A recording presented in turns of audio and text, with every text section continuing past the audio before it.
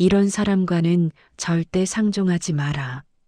인간관계는 가시를 가진 고슴도치와 같다. 철학자 쇼펜하우어는 인간을 고슴도치에 비유했습니다. 추운 겨울날 추위를 피하려고 서로에게 다가가지만 결국 서로의 가시에 찔려 다시 멀어지는 가련한 존재들이 바로 인간이라는 것이죠. 우리는 외로움을 견디지 못해 타인에게 손을 내밀지만 그 손을 잡는 순간 고통은 시작됩니다. 쇼펜하우어는 말합니다. 모든 불행은 혼자 있지 못하는 데서 온다. 하지만 우리는 사회적 동물이라 불리며 끊임없이 타인과 엮입니다. 그 과정에서 우리는 영혼을 갉아먹는 독한 사람들을 만나게 되죠. 오늘 여러분께 들려드릴 이야기는 여러분의 인생에서 반드시 속아내야 할 절대로 곁에 두어서는 안 될 사람들에 대한 냉혹하지만 진실한 가르침입니다.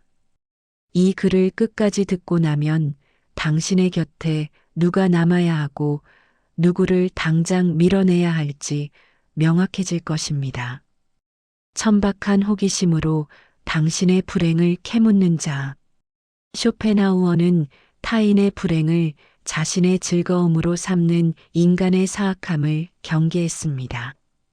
당신이 힘들 때 다가와 위로하는 척하며 자꾸만 구체적인 상황을 캐묻는 사람들이 있습니다. 그들은 진심으로 당신을 걱정하는 것이 아닙니다. 그저 당신의 비극을 안주 삼아 자신의 평온함을 확인하고 싶어 하는 천박한 호기심의 소유자일 뿐입니다. 인간은 타인의 불행을 보며 자신의 행복을 느낀다는 쇼펜하우어의 말처럼 그들은 당신이 무너질 때 묘한 안도감을 느낍니다. 겉으로는 안타까운 표정을 지으면서도 속으로는 나는 저 정도는 아니니 다행이다라며 쾌재를 부르죠. 당신의 아픔을 가십거리로 옮기는 이들과는 당장 인연의 끈을 끊으십시오. 당신의 상처는 그들의 구경거리가 아닙니다. 진정한 친구는 질문을 던지는 자가 아니라 그저 묵묵히 곁을 지켜주는 자임을 명심하십시오. 논리 없이 목소리만 높이는 무지한 자. 쇼펜하우어는 지적 수준이 낮은 사람과의 대화는 시간 낭비일 뿐만 아니라 영혼의 모독이라고 보았습니다.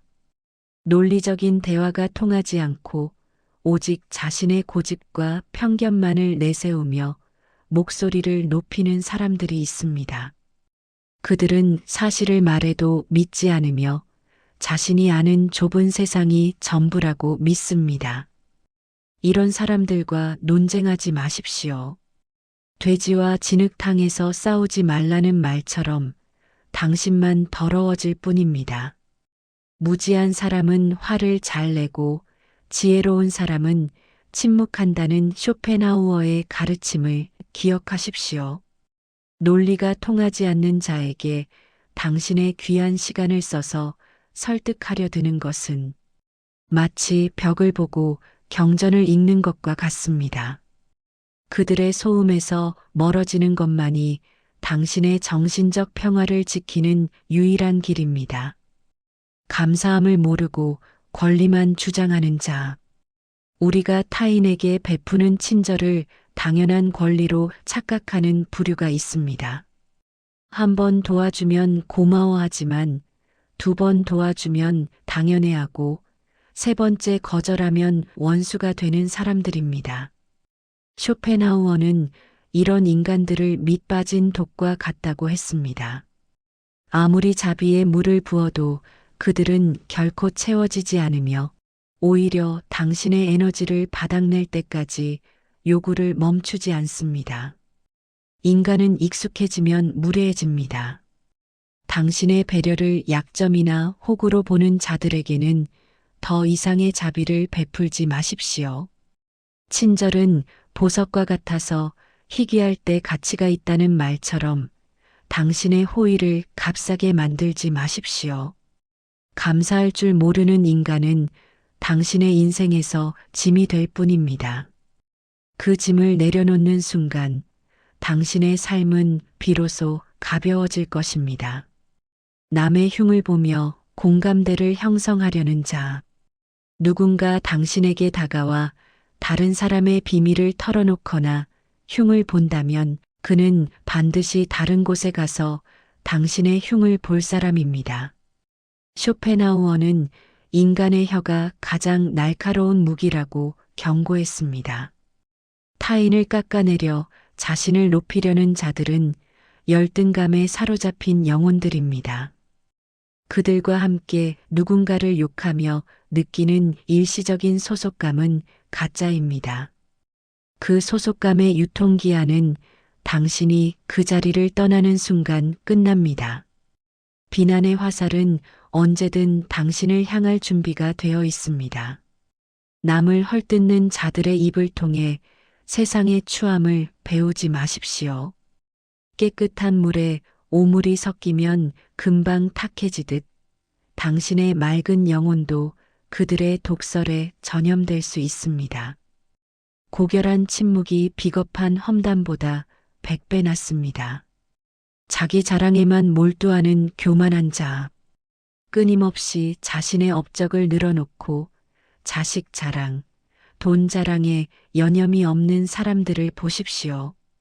쇼펜하우어는 자랑은 자신의 부족함을 만천하에 공포하는 행위라고 비웃었습니다. 진정으로 내면이 꽉 찬 사람은 밖으로 그것을 드러낼 필요를 느끼지 못합니다.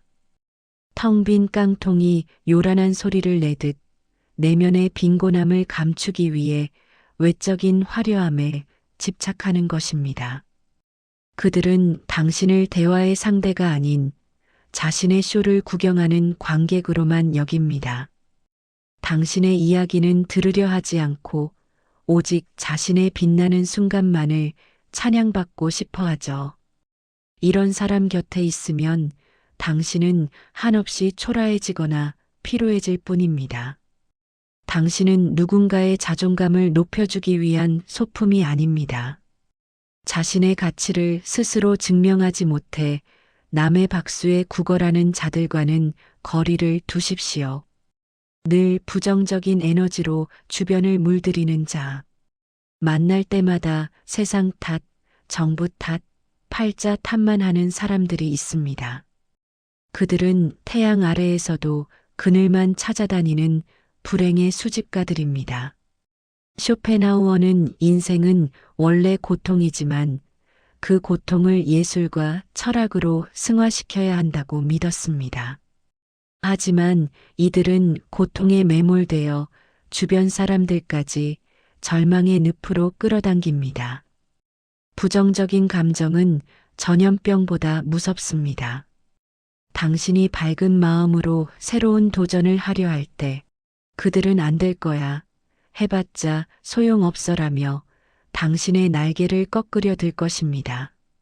매일 열심히 살아가는 당신의 열정을 그들은 이해하지 못합니다.